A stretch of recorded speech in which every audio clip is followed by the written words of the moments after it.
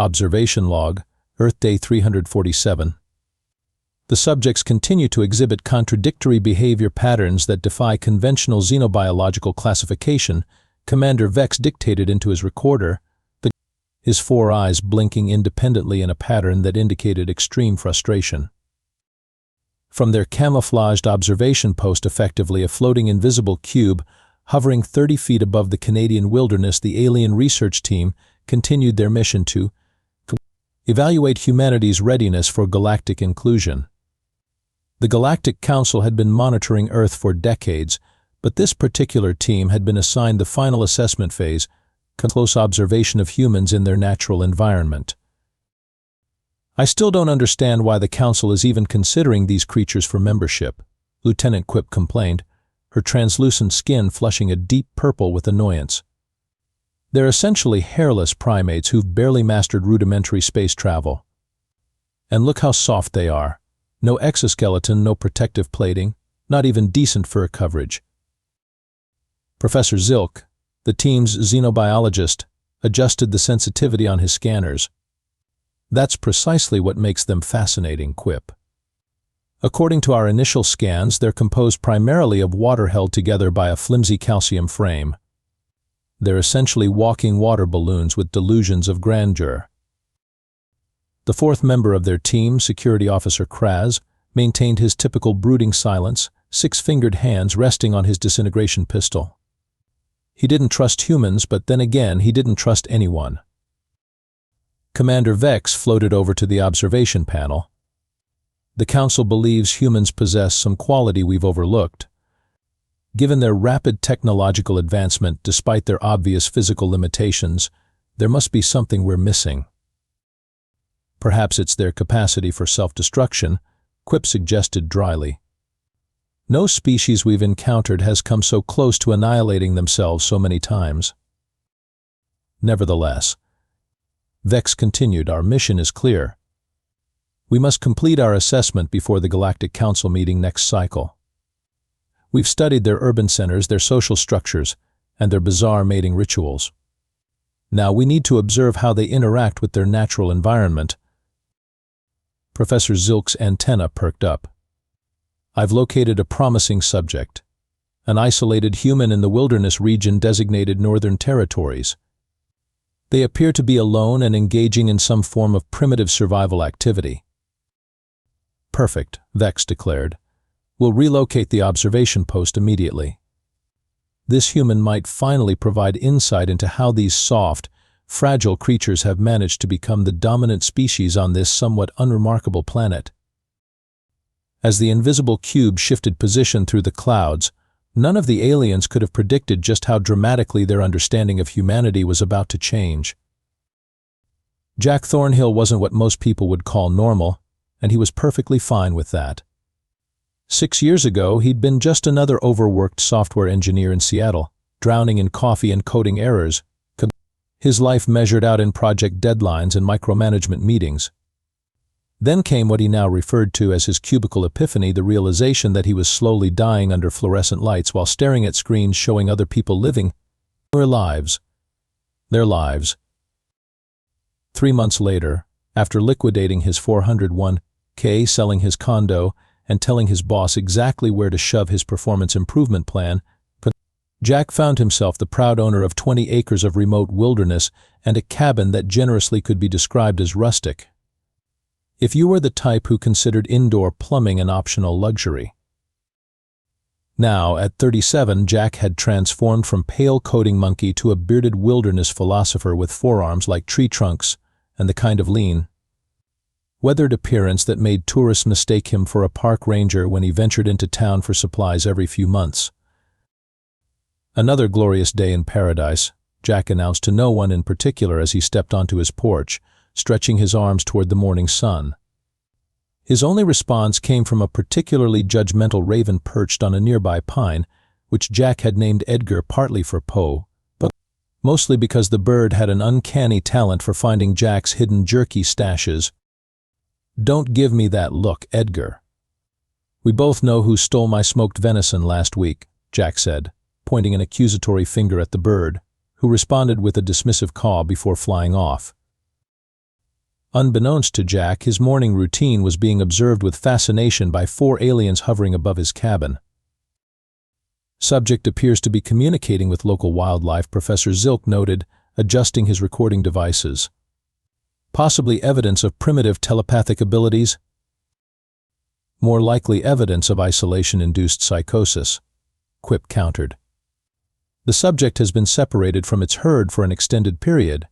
But Vex studied the human with increasing interest. This specimen appears different from the urbanized humans we've studied. Note the increased muscle mass and adaptive behaviors. I don't like it, Kraz growled, speaking for the first time in hours. It's too competent. The aliens watched as Jack methodically packed a rucksack with supplies, a small tarp cord, water purification tablets, a wicked-looking knife, some dried food, and various tools the aliens couldn't identify. What's particularly fascinating, Professor Zilk explained, is that this human has voluntarily removed itself from the technological environment where humans typically thrive. It's like watching a Zentarian gill breather choose to live in a desert. Perhaps it's defective, Quip suggested. An outcast from human society? As Jack shouldered his pack and began walking into the forest with purpose and confidence, Vex shook his head. No, this is deliberate. Look at its movements, efficient, practiced. This human has adapted to this environment by choice. Jack, meanwhile, was blissfully unaware of his extraterrestrial audience as he ventured deeper into the wilderness. He was a man with a mission. He'd discovered unusual tracks near his eastern property line, larger than any bear he'd seen in the region. As someone who lived by the philosophy of know thy neighborhood predators, Jack intended to identify whatever was making those tracks and determine if it posed a threat to his peaceful existence. What Jack couldn't know was that this curiosity was leading him directly toward an encounter that would forever change humanity's standing in the galactic community. The alien's observation cube drifted silently through the pines, maintaining a discreet distance as Jack navigated the increasingly rugged terrain. He moved with surprising agility for what the aliens had classified as a gravity-challenged bipedal species, barely disturbing the forest floor despite his size. The human has been traveling for approximately 4.7 local hours without rest, Professor Zilk noted with reluctant admiration. Its endurance exceeds our preliminary estimates. It's following something, Kraz observed, his security training kicking in. Look at how it keeps examining the ground and vegetation. Indeed, Jack was tracking. The signs had grown increasingly clear, broken branches at odd angles, tufts of coarse hair caught on tree bark, and most tellingly, massive 5-toed prints pressed deep into the soft earth. Whatever made these tracks was big, heavy, and based on the fresh scat he'd found, carnivorous. Getting sloppy, aren't you, big fella? Jack murmured, crouching to examine a particularly clear print. He placed his hand beside it. The track dwarfed his spread fingers by a factor of 3. You're definitely not from around here. Up in their observation post, Professor Zilk was frantically consulting the xenobiological database. Commander, scans indicate the human is tracking a creature classified as an apex predator on this planet. Specifically, a genetically anomalous specimen of the species Ursus arctos, a brown bear, but significantly larger than documented examples. Why would it deliberately pursue a predatory species? Vex wondered aloud, genuinely puzzled. Its behavior contradicts all survival logic. Quip snorted. Perhaps your promising subject isn't as intelligent as you thought, Commander. Jack continued his careful advance into a densely wooded valley. The air had grown still, and he noticed the forest had fallen unnaturally silent. No birdsong, no rustling of small creatures in the underbrush. Even the insects had ceased their constant humming. Years of wilderness experience had taught him what this meant. Something big was nearby, something that every forest creature recognized as danger. He quietly slipped his pack off, extracting only his knife before carefully stashing the bag beneath a fallen log. Jack moved forward in a half-crouch, all senses alert. The aliens followed, their recording equipment capturing everything. The human appears to be exhibiting pre-hunt behaviors, Zilk whispered, as if the human might hear them inside their cloaked observation cube. But surely it doesn't intend to. A thunderous roar split the forest silence, so powerful that the aliens felt their cube vibrate. Around a rocky outcropping, approximately 50 meters ahead of Jack, emerged what could only be described as nature's perfect killing machine. The bear stood nearly 12 feet tall on its hind legs, its massive head swinging side to side as it scented the air. But this was no ordinary brown bear. Its fur was streaked with silver, its shoulders impossibly broad, and most disturbingly, its teeth and claws appeared oversized even for its massive frame. By the cosmic core, breathed Vex, that creature must weigh over 800 kilograms. Kraz's hand tightened on his weapon. The human is retreating now, surely. But Jack wasn't retreating. To the alien's increasing alarm, he was carefully positioning himself, knife in hand, watching the monster bear with calculated intensity rather than fear. Is this some form of religious suicide ritual we're unaware of? Quip asked, genuine confusion replacing her usual sarcasm. The bear dropped to all fours and charged through the underbrush directly toward Jack, covering ground with terrifying speed. The aliens collectively held their breath, those that had breath to hold, certain they were about to witness the gory demise of their human subject. Professor Zilk's voice was barely audible. May whatever deities humans worship have mercy on this foolish creature.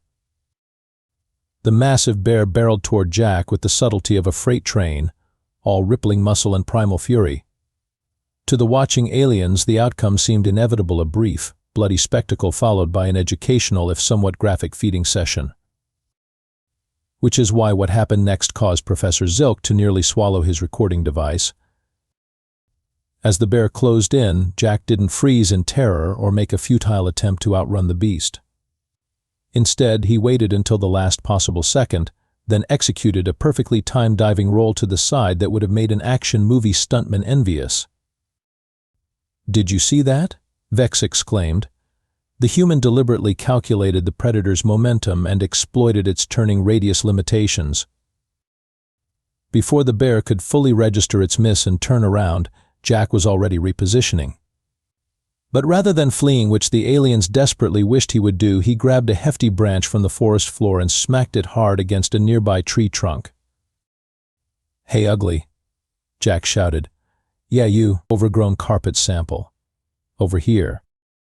Is the human, taunting the apex predator. Quip's voice had risen several octaves. The bear roared again and launched a second charge. This time Jack stood his ground until the beast was almost on top of him, then dropped flat to the ground. The bear, unable to adjust, stumbled over him, and Jack used the beast's own momentum to roll beneath it, slashing upward with his knife as the creature passed overhead.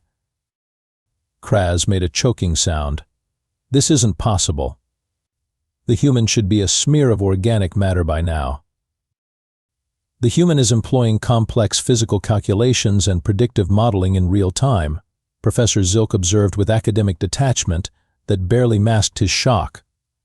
It's fighting not with superior strength, but with situational awareness and tool manipulation. The battle continued with Jack employing what could only be described as guerrilla warfare tactics against the increasingly enraged bear. He used the terrain to his advantage, sliding down embankments to force the bear into awkward positions, throwing handfuls of dirt into its eyes, and constantly moving to prevent the creature from using its superior weight and strength. "I really didn't want to do this, buddy," Jack was saying between heavy breaths as he circled the increasingly wounded and disoriented bear. "You could have just stayed in your territory, but no, you had to come investigate mine." Blood streamed from multiple wounds on the bear, while Jack had sustained only minor injuries. With each pass, each calculated strike, the human was systematically wearing down the larger predator. "This isn't hunting," Vex realized aloud. "It's problem-solving." The human identified a threat to its territory and is neutralizing it using cognitive advantages rather than physical ones. "Commander," Kraz said, his usual stoic demeanor replaced by genuine concern, request permission to intervene. This level of tactical thinking in a species we classified as mostly harmless represents a potential security threat to the galaxy. Denied, Vex replied, though his eyes never left the brutal spectacle below. We are observers only. The battle reached its climax when the bear, now exhausted and disoriented, made one final, desperate lunge. Jack, as if he'd been waiting for precisely this moment, sidestepped with balletic precision and drove his knife deep into a specific spot at the base of the bear's skull, a perfect kill strike that severed the spinal connection. The massive creature collapsed mid-charge, skidding forward from its own momentum before coming to rest in an unmoving heap. Jack stood over the fallen beast, bloodied and breathing hard but undeniably victorious. He wiped sweat from his brow, leaving a smear of dirt and blood across his forehead. Nothing personal, he told the dead bear, his voice almost respectful. Just natural selection doing its thing. In the observation cube, 4 aliens stared in stunned silence, their understanding of humanity fundamentally and irreversibly altered. He's harvesting it, Professor Zilk whispered, his voice a mixture of fascination and revulsion as the team watched Jack methodically field dress the enormous bear. With efficiency that suggested considerable practice, Jack had already removed the bear's internal organs, carefully setting aside certain parts while discarding others. His hands moved with surgical precision, despite having only a hunting knife rather than proper medical equipment. The liver goes bad quickly, but the heart's good eating if you don't overcook it, Jack muttered to himself, carefully wrapping the massive organ in large leaves. Hide'll make a nice rug or maybe a winter coat. Claws for tools. Fat for waterproofing.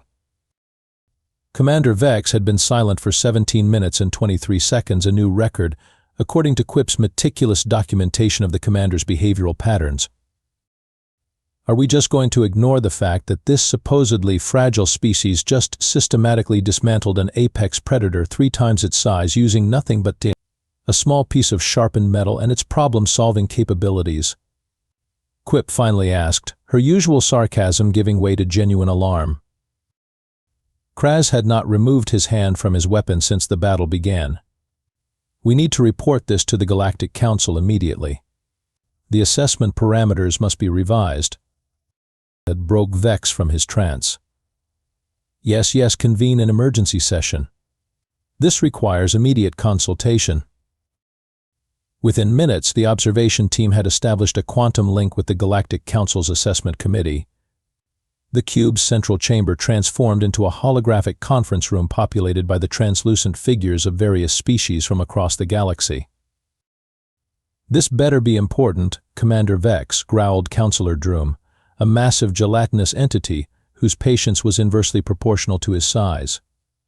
We were in the middle of evaluating the Rigelian application for.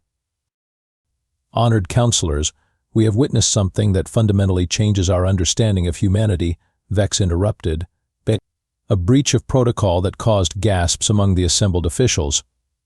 Professor Zilk, please share the recording.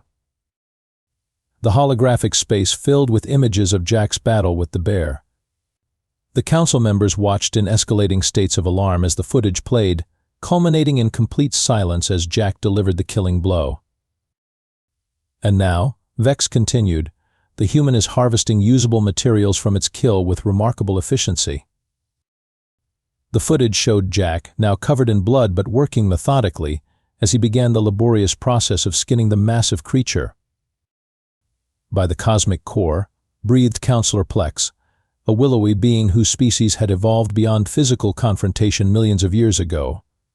They're more dangerous than we thought. Worse, added Professor Zilk, our research indicates this isn't even a particularly exceptional specimen.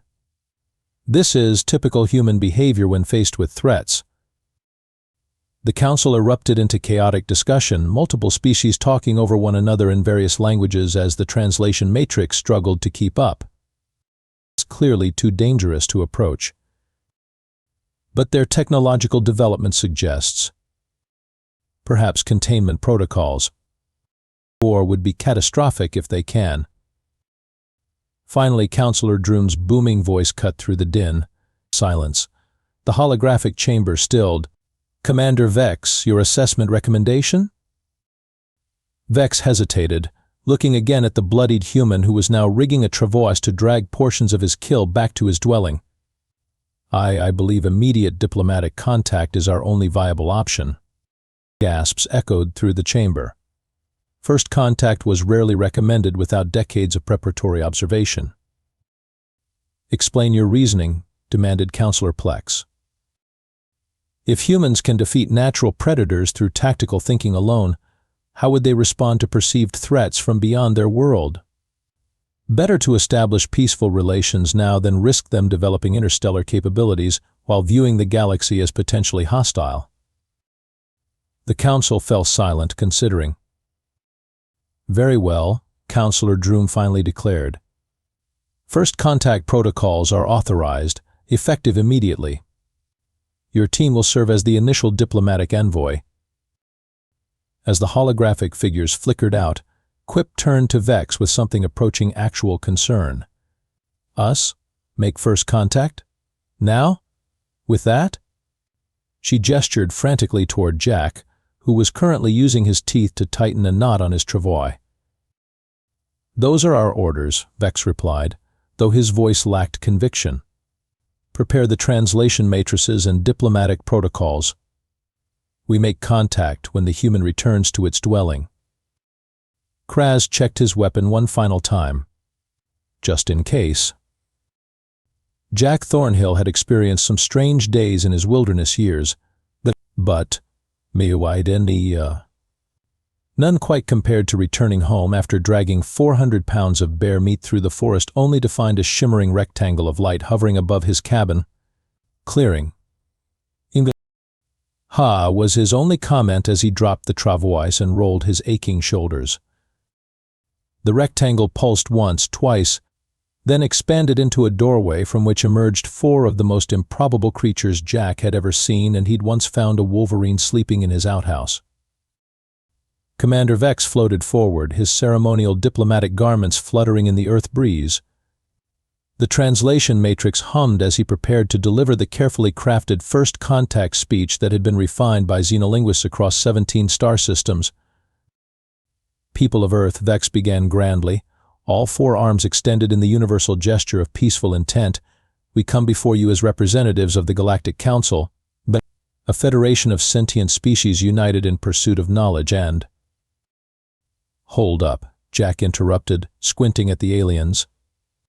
Are you guys responsible for that thing? He jabbed a thumb toward the skinned bear carcass. The aliens exchanged confused glances before Professor Zilk stepped forward. The Ursus specimen? No, that is indigenous to your planet. Good, Jack nodded, because importing invasive predator species would be seriously irresponsible ecosystem management. Vex blinked, all 4 eyes asynchronously in confusion. You are not alarmed by our appearance? By the fact that we are not of your world? Jack shrugged. Buddy, I just spent 4 hours in hand-to-hand combat with a bear the size of a compact car. My alarm threshold is pretty high right now. He gestured toward his blood-soaked clothes. Mind if I clean up before we get into the whole take me to your leader routine? I'm pretty sure first contact protocols don't include smelling like bear intestines. Without waiting for an answer, Jack walked past the stunned aliens into his cabin. They could hear water running moments later. Did the human just dismiss us? Quip asked incredulously. Worse, Kraz growled. It deemed us less threatening than local wildlife. When Jack emerged 15 minutes later in clean clothes, hair still damp, the aliens remained in the clearing, but engaged in heated whispered conversation that immediately ceased at his appearance. So, Jack said casually, dropping into his porch chair and gesturing for the aliens to make themselves comfortable. Galactic Federation, huh? Let me guess you've been watching us to decide if we're civilized enough to join the Space Club. Commander Vex straightened to his full height. The Galactic Council has indeed been assessing humanity's readiness for And then you saw me take down that bear and had a collective panic attack? Jack grinned. The alien's silence was confirmation enough. Look, Jack continued, reaching for a jar of homemade moonshine that made Zilk's scanners emit warning beeps. If it makes you feel any better, but most humans would have run from that bear. I'm what you might call an outlier. Our observations suggest otherwise, Kraz interjected. Human history is replete with examples of your species confronting and subduing creatures far more powerful than yourselves. Jack took a long swig from the jar. Fair point. We did hunt mammoths with pointy sticks. Not the brightest evolutionary strategy, but hey, we're still here and they're not. That is precisely our concern, said Vex. Your species possesses an alarming combination of physical resilience, problem-solving capabilities, and he struggled for the right term, reckless determination. So what happens now? Jack asked, offering the jar to Quip, who recoiled as if he'd presented her with toxic waste. You guys going to quarantine Earth? Preemptive strike. Reality TV show. Vex straightened formally. The Galactic Council has authorized me to extend an invitation for Earth to begin the membership application process, effective immediately. Jack raised an eyebrow. Because we're ready? Or because you're terrified of what we might do if left unsupervised? An uncomfortable silence followed. Both, Zilk finally admitted. Jack laughed, a genuine belly laugh that caused Kraz to reflexively reach for his weapon. Well, that's the most honest first contact I could have hoped for. Tell your council we accept their invitation, but fair warning. He gestured toward the bear carcass. We're bringing jerky to the welcome potluck. As the aliens prepared to depart, Jack called after them. Hey, one question: what would have happened if that bear had won? Commander Vex hesitated before answering truthfully. We would have classified humans as non-threatening primitive bipeds and scheduled another evaluation in 500 years. Jack nodded thoughtfully. Lucky for humanity I didn't skip Arm Day then. After the aliens departed, Jack sat on his porch, sipping moonshine and contemplating the stars with new understanding. Several light years away, the Galactic Council was hastily rewriting their diplomatic protocols to include a new classification, deceptively dangerous primates approach with extreme caution and snacks. In the wilderness of Earth, a raven named Edgar swooped down to perch on Jack's shoulder, eyeing the jar of moonshine curiously. You wouldn't believe the day I've had, Edgar, Jack said, scratching the bird's head. Fought a bear, met aliens, got humanity a space club membership. Pretty productive Tuesday, all things considered. The raven cawed in what seemed like agreement, and somewhere in the vastness of space, a very nervous alien diplomacy team began drafting humanity's official welcome packet, complete with warnings about their peculiar habit of befriending local wildlife and fighting things they probably shouldn't.